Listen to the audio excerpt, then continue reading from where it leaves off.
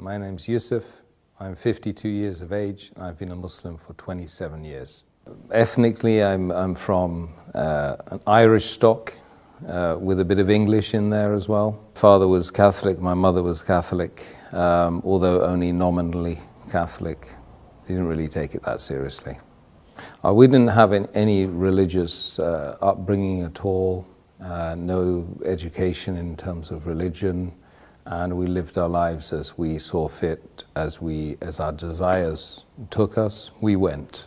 My mother and father used to give me some indications of what is right and what is wrong, but very, very little in the way of religious instruction, so we were free. Basically, I left school at the age of 15. I ran away from home at the age of 15. My father had already left home when I was 4, and the last thing I said to my father was, "Dad, you better leave because my mum doesn't like you anymore." You know, so that was the last time I saw him as a child until I was 24. I went to seek him out after that. That was part of the journey for me to find myself, because once I'd left home, I started traveling a lot. I started broadening my horizons, meeting people. I'd always ask lots of very difficult questions, and usually people would, come back to me saying, "Why do you ask so many questions? You're so annoying. Get out of here," you know. But I kept asking questions because my idea was that I'm on this amazing journey with thousands of people around me, millions of people around me, and I should be asking them, like they should be asking me, what's it all about? Where's this journey taking us? You know, has someone got a roadmap? You know, where's the sat nav? You know, so yeah, I mean, I spent years and years and years asking and traveling and asking again. And I naturally, when I read books on philosophy or religions or the purpose of life, so I started to seek out those people that were writing those books. So I met the Christians, I met the Jews, I met the Buddhists, I met the Hindus, I met everyone apart from Muslims, by the way, because I didn't even know what Muslim was or Islam was at all at that time. I asked the Christian at least once or twice, and they said they didn't know who God was. I met some Hindu worshippers, and they weren't able to answer the simple questions about what the purpose of life was in a very, very simple, easy, understandable, digestible way. So I left them.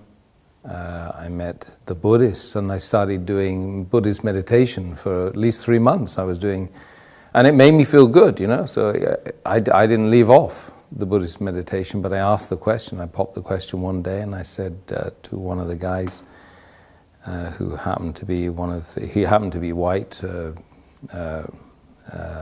Buddhist as well. I asked him, "What's the purpose of life?" So he was stirring his herbal tea at the time, and he got round 15 rounds of stirring, and they tried to answer the question. He said, "To contemplate the supreme nothingness." So I said, "I'm confused." Confused.com. And he's tried to justify why he had evidently mentioned a contradiction in terms. By any stretch of the imagination, it's difficult to imagine something that's supreme and yet absolutely nothing. So he tried to give me the Golden Sutras, and I started reading that, and I couldn't understand it. I didn't think I was a shallow individual who couldn't understand things, because I'd been reading a lot. I've been reading Tolstoy and Dostoevsky, Russian authors, and very complex materials in order to try and find the purpose of life, not to try and be big and intelligent, you know. And so this book I couldn't understand. So I said, it can't be the truth, because the truth has to be easily understood by most of the people, if not all the people. So I left that. But I continued doing my Buddhist meditation. So I started looking into the Chinese philosophies, started doing martial arts, I started doing Tai Chi. I did Tai Chi for 3 years. And I was still reading and every ism and every schism and every possible thing which would help me to try and find me, Tim. Who am I? You know. And it was a big struggle, massive struggle. So I went off and I was told that, you know, the top 5% of the world, they go to university. I got to Sussex University, studying politics and third world development, because that seemed really interesting to me. But it wasn't the paper, it wasn't the subject, it was the fact I was going there with this top 5% of the world sitting with me. So I got there and I was mortally disappointed because most of them were just out to get drunk and have a hedonistic lifestyle whilst they were away from their family for the first time in their lives. You know. So I was there in the university and I was pushing, prodding, poking everyone again and again and again, trying to find out what this life is, you know. And 99% of the people just don't want to talk about it. This is what I found. You've got to find the 1%. And when you find the 1%, you don't want to leave them, you know. One day, I had a particular female friend that was told me not to bother calling her the day after, you know. So I went to the Islamic Society because I was so confused, and I had a real bust up with her and a fallout with her and an argument, and wanted to know why she kicked me out. Because she said, as she was kicking me out, it's something to do with my religion. And I happened to know she was a Muslim. So after all of these millions of questions and unanswered questions at that, you know, what led me to this faith was an argument about her religion, which she claimed to be following. So anyway, knocked on the door of the Islamic Society, and I found this Iraqi guy with his headscarf and a smile as well, kind of a nice smile, and I said, look, I've got a problem with my girlfriend. So he said, you got a problem with your girlfriend? He said, why? I said, well, she's Muslim and she just told me that she didn't want to, you know, me to come today. So I want to know why. So he's kind of said, well, look, best thing I can do is give you these. Give me a pile of books. And he said, read all these. So I did for 2 weeks. I just read and read and read and read. I read about how to purify yourself as a Muslim, how to have a bath as a Muslim, how to pray as a Muslim, what's the history of Islam. I started reading some of the chapters, small chapters of the book, which they claimed was, sent from God. And slowly but surely, the answers started popping up. Just miraculously from this incident. Then I discovered, of course, that the month was Ramadan. So then I started to learn that these guys were fasting, you know, for 30 days. Not continuously, of course, but they were fasting the daylight hours of this month, and this month was about the coming of this book, which I'd been reading, the Quran, and it was a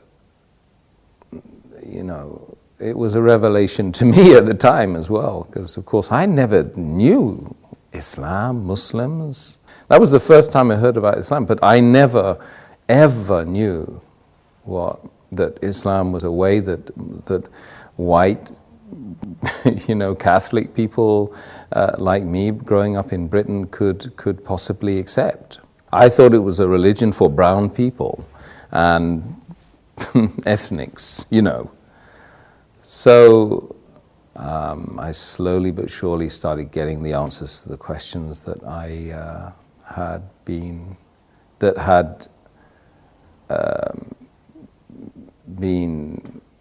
dominant in my life, you know, for that 10 years. And I couldn't sleep. Days and nights would go by where I couldn't sleep.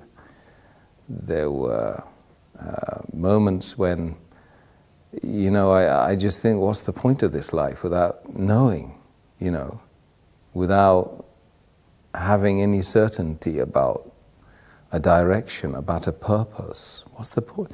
I mean, would anyone go on a journey without knowing the destination, the purpose? Absolutely not. You know, this is plaguing me every day. I would be looking at the stars, and I would be literally crying every night, crying myself to sleep, because, you know, you're tiny, and this is huge, and this has a game plan.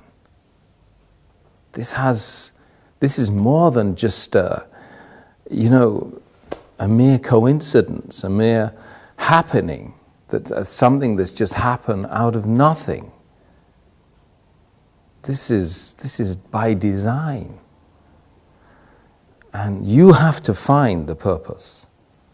So you come across this book which answers all of the questions.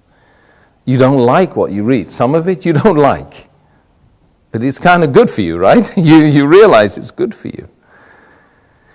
And it was probably the third week of Ramadan then. I was reading that, and I was watching these guys. They were fasting and they were praying in that place 5 times a day in that center. And I would join them and I would be doing the prayers with them, but I couldn't really know what was going on, but it felt right.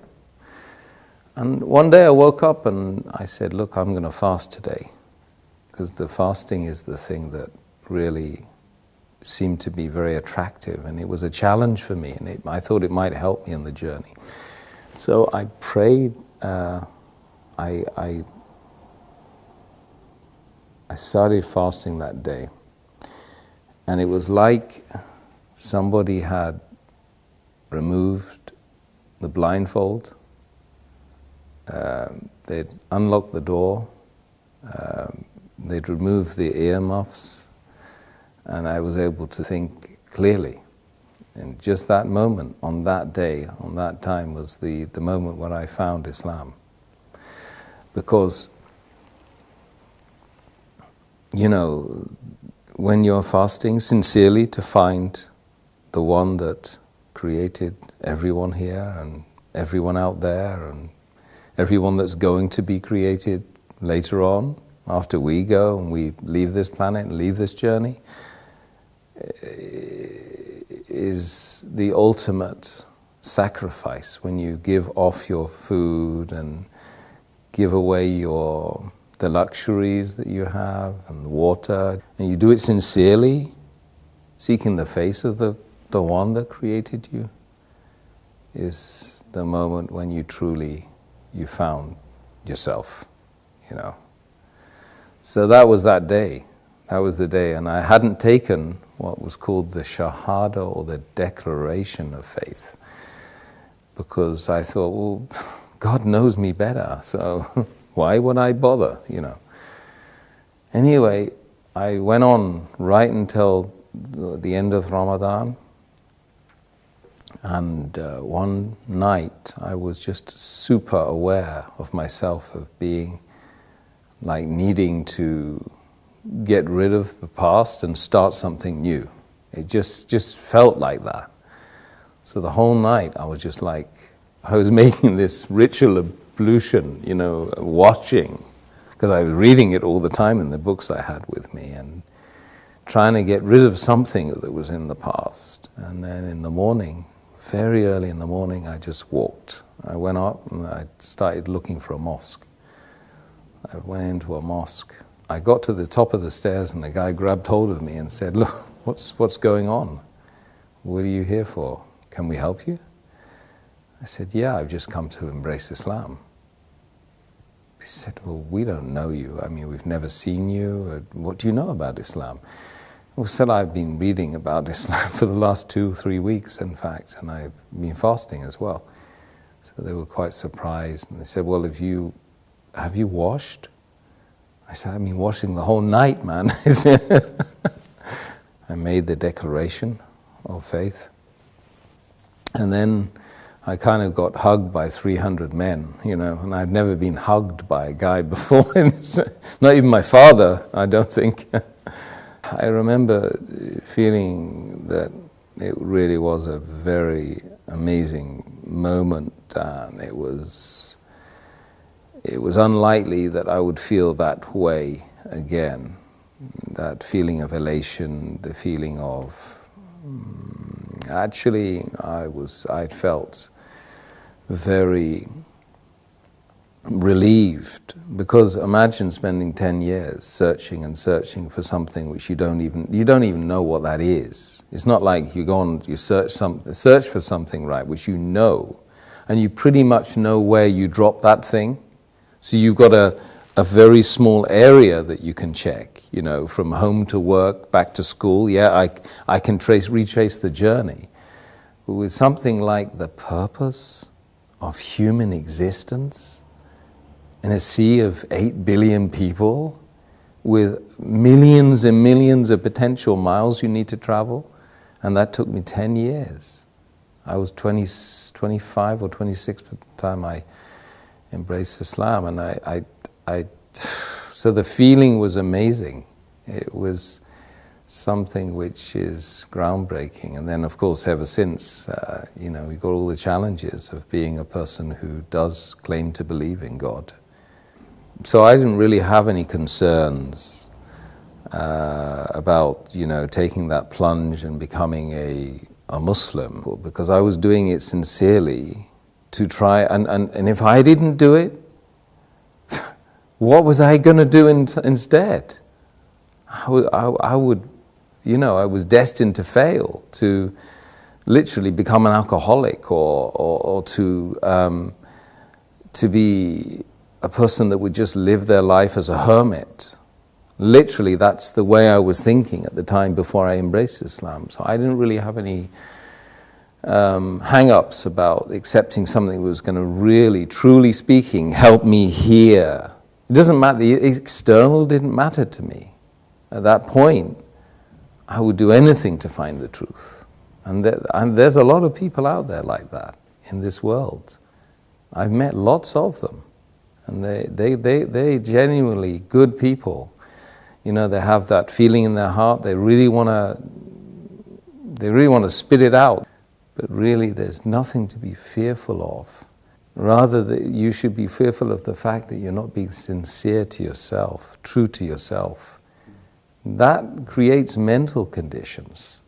There's a lot of people that have psychosis and mental issues because they're not true to themselves. What their heart and their soul is telling them, they're not doing that. And this is, you know, we call it hypocrisy. We mustn't be hypocrites. A community of Muslims practicing the faith of Islam is a family that most people don't have. And I gained that family.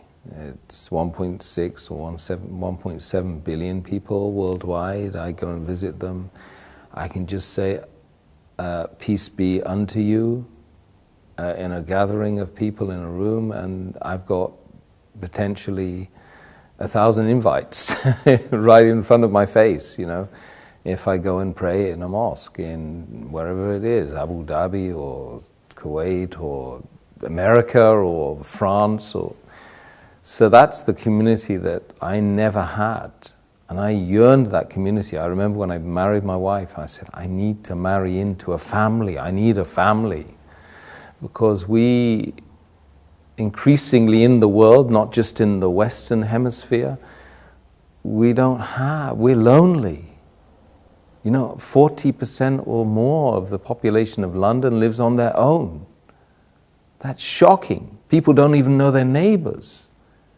This is just London. London, #1 capital of the world, right? That everybody loves to be part of. But people are not part of each other, you know, they're distant from each other.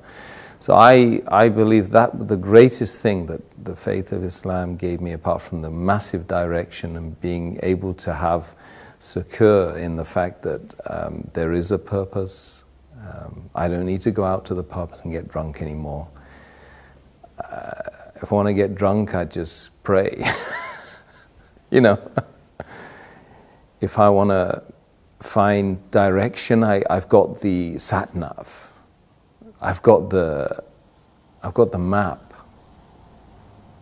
If I want to know anything about the faith, I rest assured I can go to someone who knows about the faith and they will give me direction as well. And I have that massive, beautiful, unending family. And if you find the right members of that family, then you feel great. Let's just be brutally frank. We need to know who we are, where we're going, who created us. We ask ourselves these questions on a daily basis. Even if we don't vocalize it, we certainly think it.